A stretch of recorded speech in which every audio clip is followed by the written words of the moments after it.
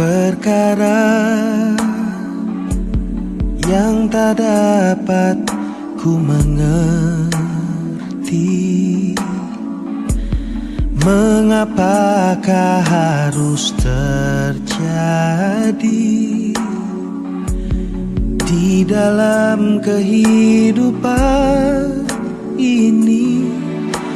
Satu perkara yang ku simpan dalam hati, tiada satu pun yang terjadi tanpa Allah peduli.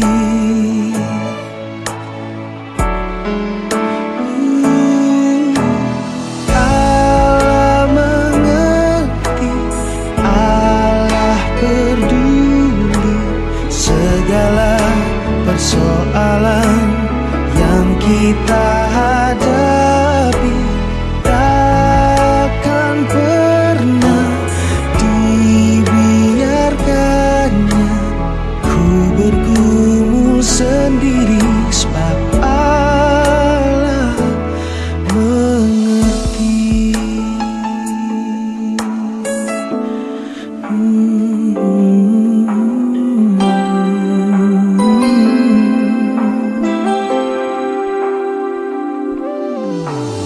Banyak perkara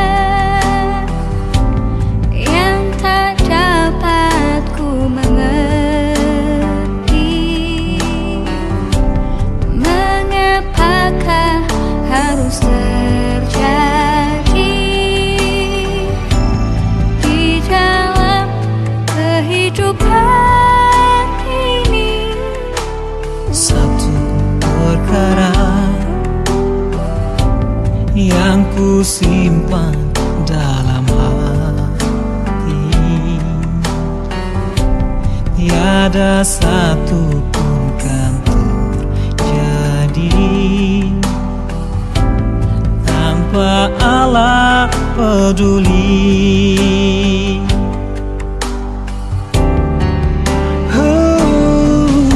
Allah mengerti,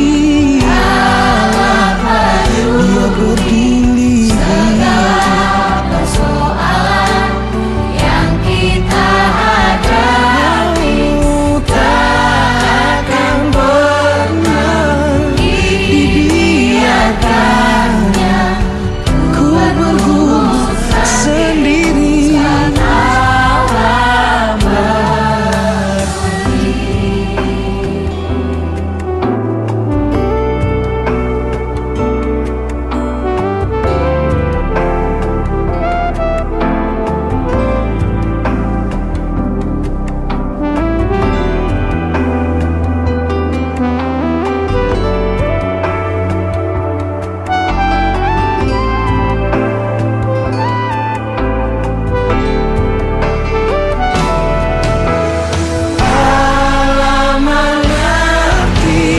Allah peduli segala persoalan yang tiap kita hadapi. Takkan pernah dibiarkan ku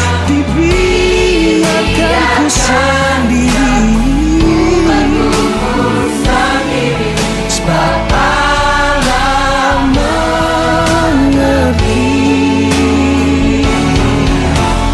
Takkan pernah dibiarkan sendiri, sebab Allah mengerti.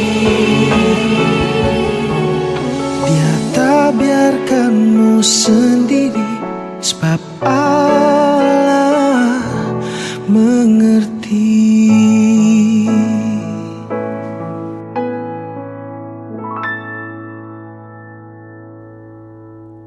Shalom Bapak Ibu Saudara yang dikasih dalam Tuhan. Senang saat ini kita kembali dapat bertemu. Kita bersama-sama ingin merenungkan kebenaran firman Tuhan yang saya percaya ketika kita merenungkan firman Tuhan, maka kita akan mendapatkan kekuatan daripada Tuhan. Kiranya kita semua ada tetap dalam anugerah dan kasih Tuhan. Saat ini Bapak Ibu Saudara yang dikasih dalam Tuhan, saya ingin mengajak kita merenungkan firman Tuhan yang saya ambil di dalam Injil Yohanes, pasal yang ke-20 ayat 19 sampai yang ke-22. Hari-hari ini Bapak Ibu Saudara, 2000 tahun lebih yang lalu, kita tahu bahwa Tuhan Yesus masih bersama-sama dengan murid-muridnya. Tuhan Yesus setelah bangkit dari kematian, dia tidak langsung naik ke surga, tetapi masih tinggal 40 hari bersama-sama dengan murid-muridnya. Dan saya ingin mengajak kita akan memperhatikan bagian firman Tuhan ini. Saya akan bacakan Yohanes 20 ayat 19 sampai yang ke-23. Ketika hari sudah malam pada hari pertama minggu itu, berkumpullah murid-murid Yesus di suatu tempat dengan pintu-pintu yang terkunci karena mereka takut kepada orang-orang Yahudi. Pada waktu itu datanglah Yesus dan berdiri di tengah-tengah mereka dan berkata, "Damai sejahtera bagi kamu." Dan sesudah berkata demikian, ia menunjukkan tangannya dan lambungnya kepada mereka. Murid-murid itu bersuka cita ketika mereka melihat Tuhan. Maka kata Yesus sekali lagi, "Damai sejahtera bagi kamu. Sama seperti Bapa mengutus aku, demikian juga sekarang aku mengutus kamu." Dan sesudah berkata demikian, ia menghembusi mereka dan berkata, "Terimalah Roh Kudus. Jika kamu mengampuni dosa orang, dosanya diampuni. Dan jika kamu menyatakan dosa orang tetap ada, dosanya tetap ada." Bapak Ibu Saudara yang dikasih dalam Tuhan, kita masih berada dalam situasi atau kondisi yang sulit, yang kita tahu bersama kita menghadapi pandemi virus corona COVID-19, yang saya mendengar sudah sekian banyak, bahkan ratusan ribu orang yang sudah meninggal, jutaan orang yang sudah terkena dampak atau akibat virus corona ini, mereka positif. Nah, saudara yang dikasih dalam Tuhan, memang tidak bisa dipungkiri bahwa pandemi virus corona ini begitu kuat. Bahkan dampaknya kita tahu berakibat kepada tidak sedikitnya orang kehilangan pekerjaan, orang tidak ada lagi pekerjaan, dan itu mengakibatkan persoalan ekonomi tersendiri. Dan di dalam situasi seperti itu, Bapak Ibu Saudara, muncullah pandangan, tafsiran yang mengatakan bahwa mungkin ini sudah akhir zaman. Dengan adanya virus ini, Tuhan sudah mau datang. Ada lagi yang mengatakan bahwa saatnya Tuhan sedang memurnikan gerejanya, sehingga bisa terlihat mana yang sungguh-sungguh dan mana yang tidak sungguh-sungguh. Dan masih ada banyak lagi. Dan bahkan saya mendengar ada yang mengatakan bahwa rasanya Tuhan kalah dengan virus corona. Dan ini sesuatu yang sangat menyedihkan. Mereka mengatakan bahwa Allah kalah dengan virus corona. Allah berdiam diri, Allah tidak lagi bekerja bagi umatnya. Nah, sebelum lebih lanjut Bapak Ibu Saudara, saya ingin memberikan sebuah ilustrasi kepada kita untuk kita bisa nanti ketika memahami firman Tuhan lebih jauh kita bisa mengerti. Di padang gurun Bapak Ibu Saudara di Timur Tengah, kita tahu padang gurun begitu gersang, padang pasir yang panas dan tidak ada air, dan kalaupun ada air atau danau itu hanya sedikit sekali. Tetapi di padang gurun itu kita tahu bersama ada pohon yang bisa tumbuh. Saya ingin ambil contoh satu pohon korma, saudara. Pohon korma yang kita tahu pohon yang menghasilkan buah dan bisa dimakan. Nah, saudara-saudara, bagaimana pohon korma bisa tumbuh di padang gurun? Nah, waktu saya memperhatikan, saudara, apalagi ketika saya baca bagaimana pohon korma ini ditanam, orang yang nanam pohon korma itu menggali sedemikian beberapa meter, lalu meletakkan biji korma di dalam padang pasir itu, di padang pasir. Dan kemudian tidak langsung ditutup dengan padang pasir, dengan pasir itu saudara. Tapi harus ditaruh dulu dengan batu. Batu besar diletakkan di atas biji korma itu tadi. Baru setelah itu ditutup dengan pasir. Nah kemudian saudara-saudara, ternyata biji korma itu tumbuhnya bukan lebih dahulu ke atas, tapi ke bawah. Dan tumbuhnya itu, akarnya itu dia ke bawah, terus ke bawah, dan sampai mencapai satu aliran sungai atau ada air di bawah padang gurun itu, saudara-saudara. Nah, setelah akarnya mencapai sungai atau aliran sungai di bawah padang gurun itu, barulah biji korma tadi akan bertumbuh ke atas. Dan kita tahu bersama dan akhirnya bisa menjadi besar. Di tengah-tengah padang gurun itu Bapak Ibu Saudara, ternyata kalau kita lihat sepintas memang rasanya gersang, panas, tidak ada harapan di daerah padang gurun. Tapi ketika kita meneliti lebih dalam, ternyata ada sungai di bawahnya, saudara-saudara. Nah, demikian halnya saat ini Bapak Ibu Saudara. Kita melihat situasi yang ada, sepintas memang rasanya tidak ada lagi harapan. Sampai ada yang berkata bahwa Tuhan kalah dengan virus corona. Tuhan berdiam diri. Tuhan tidak peduli kepada umatnya. Tetapi sudah dikasih dalam Tuhan, ketika kita meneliti lebih jauh, ternyata Tuhan tidak berdiam diri. Tuhan tidak kalah, saudara-saudara.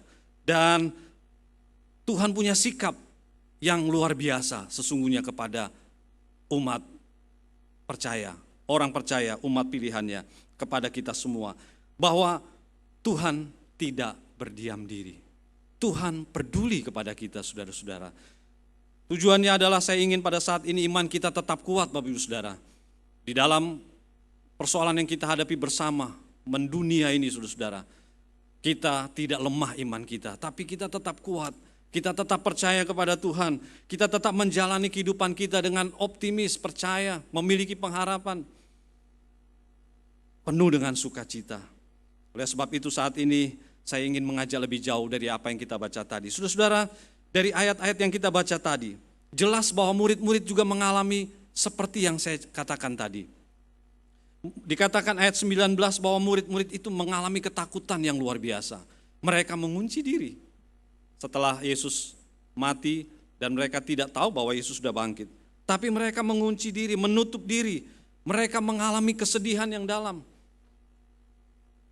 Bahkan di dalam Injil Lukas pasal 24, kalau kita membaca Bapak Ibu Saudara, murid-murid itu saking sedihnya, saking berduka dan tidak ada lagi pengharapan. Kita baca ada 2 orang murid Yesus pulang kampung, saudara. Kembali ke kampung mereka. Mereka tidak ada lagi harapan di Yerusalem. Bukankah sama seperti saat ini? Tidak sedikit orang-orang yang akhirnya kembali ke kampung halamannya. Saya mendengar ketika ditanya kenapa, bukan karena memang tradisi yang biasa dilakukan, ya, pulang kampung oleh agama tertentu, tetapi oleh karena memang tidak ada lagi harapan, tidak ada lagi yang mereka bisa lakukan di kota ini. Jadi sudah dikasih dalam Tuhan, itulah yang murid-murid alami. Yesus sampai mengatakan kepada mereka satu perkataan yang memang tidak enak didengar. Betapa bodohnya engkau. Yesus mengatakan kepada murid-murid, betapa bodohnya, betapa lambannya hati mereka. Padahal mereka sudah mendengarkan firman Tuhan. Nabi-nabi sudah menyampaikan mengenai Mesias, tapi mereka tidak mengerti. Nah Bapak Ibu Saudara, inilah yang terjadi. Ketika kita tidak mengerti firman Tuhan, ketika iman kita tidak kuat, ketika iman kita lemah, maka kita bisa mengalami seperti yang dialami murid-murid.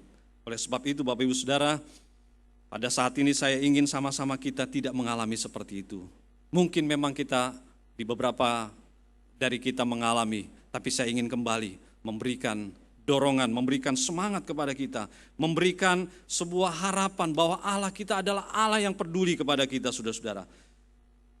Allah tidak kalah dengan persoalan-persoalan dunia ini. Allah tidak kalah dengan persoalan virus corona ini, saudara-saudara. Oleh sebab itu, saya ingin mengajak kita sama-sama Bapak Ibu Saudara, bahwa kita punya Allah yang peduli. Percayalah bahwa Allah kita itu tidak meninggalkan kita. Allah kita bersama-sama dengan kita.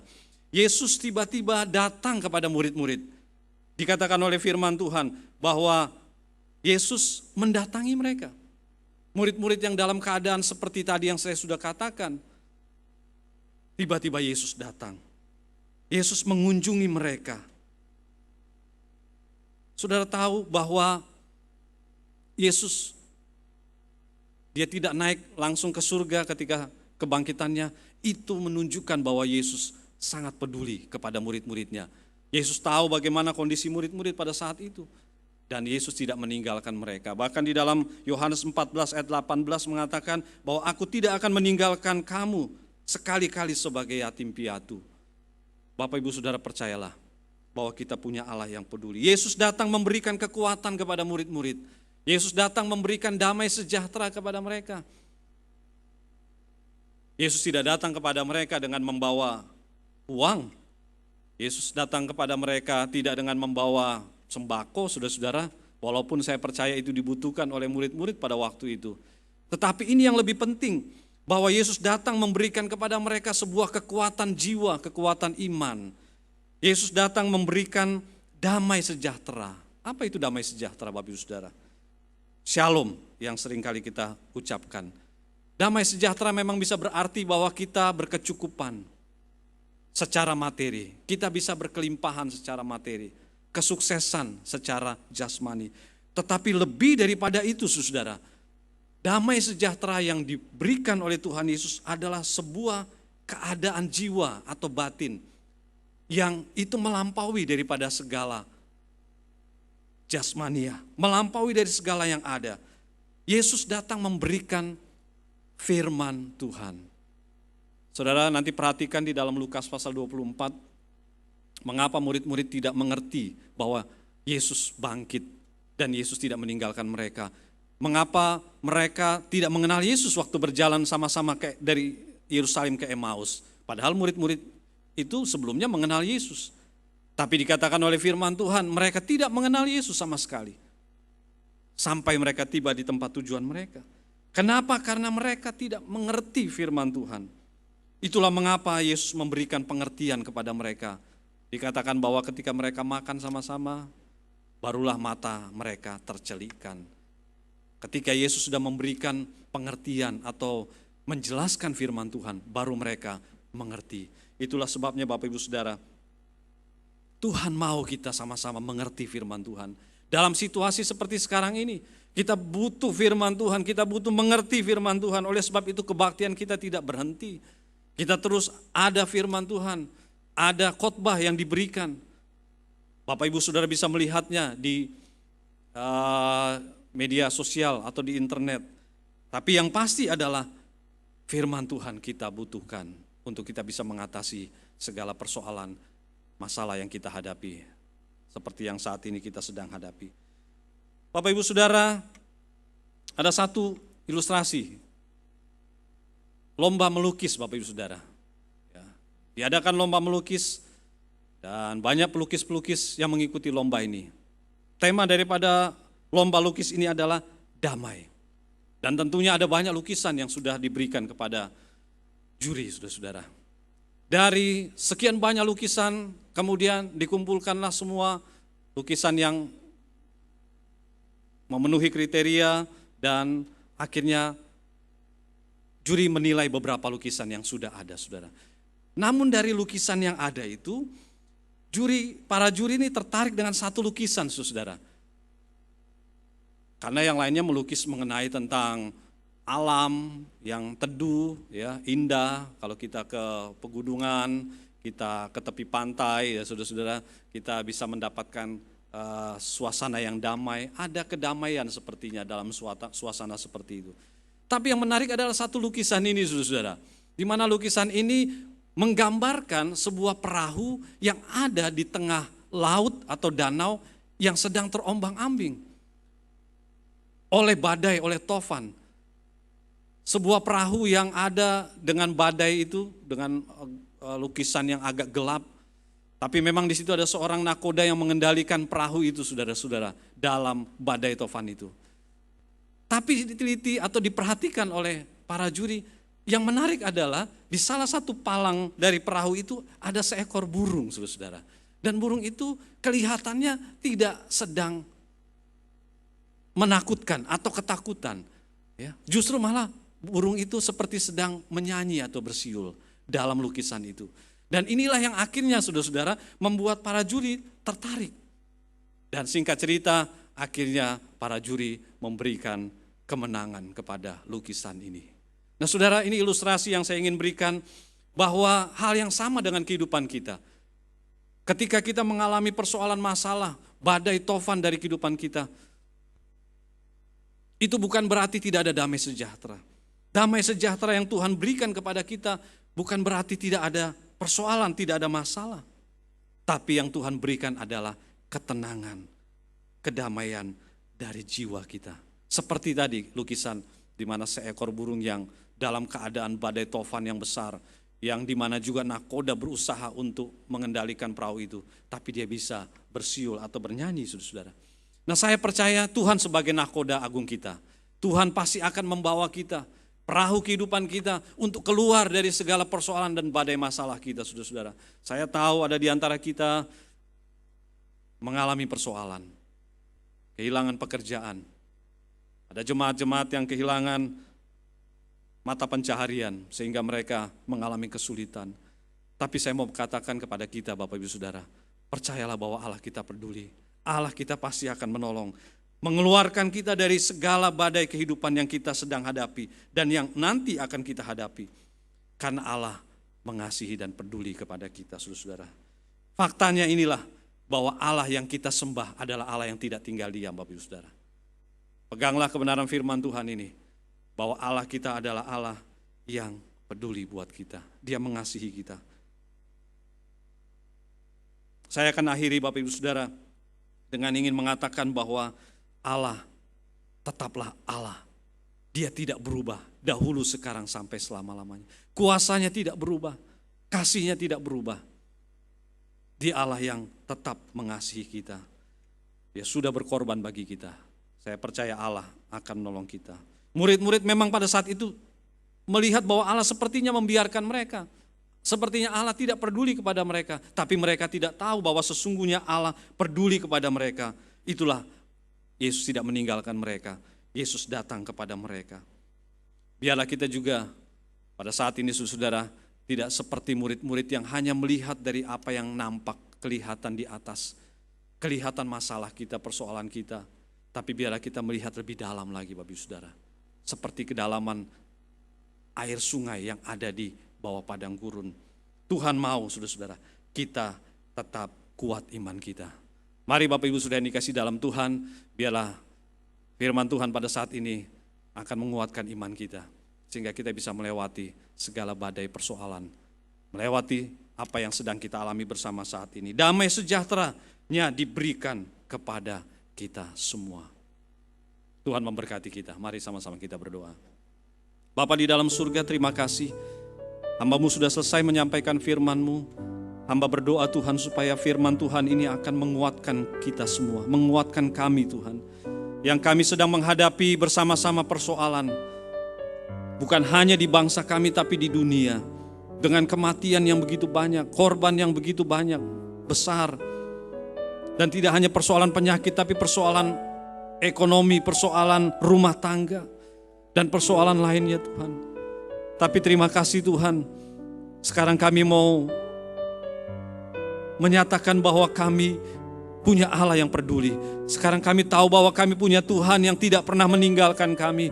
Tuhan yang selalu bersama-sama dengan kami. Engkau Tuhan yang seperti nakoda tadi akan berusaha bagaimana kehidupan kami, rumah tangga kami tidak akan mengalami karam, tidak akan mengalami kehancuran. Tapi kami akan terus berjalan keluar dari badai itu dan sampai kepada tujuan. Terima kasih Tuhan, kuatkan dan teguhkan iman kami. Hamba berdoa berkatilah semua umat-Mu yang menyaksikan daripada tayangan ini. Tuhan, hamba berdoa berkatilah mereka. Biarlah dicelikan mata rohani mereka. Seperti murid-murid, mereka dicelikan mata rohani mereka sehingga mereka mengerti. Dan ketika mereka mengerti, mereka kembali bangkit iman mereka. Mereka optimis menjalani hidup mereka dengan memiliki pengharapan. Hamba berdoa kiranya Engkau memberkati kami semua. Terima kasih Tuhan, terima kasih buat firman-Mu saat ini. Inilah doa hamba.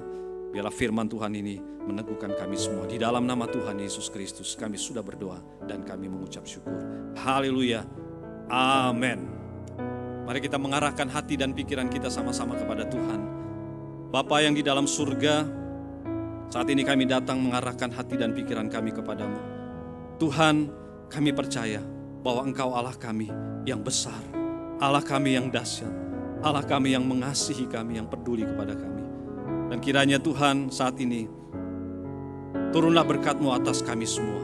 Anugerah yang datang dari Allah Bapa, kasih daripada Tuhan Yesus Kristus, dan persekutuan oleh Roh yang Kudus menyertai kami semua, mulai pada saat ini sampai Engkau datang kembali yang kedua kalinya. Maranatha, Tuhan Yesus memberkati kita. Sama-sama kita mengatakan, amin. Amin. Dia tak biarkanmu sendiri, sebab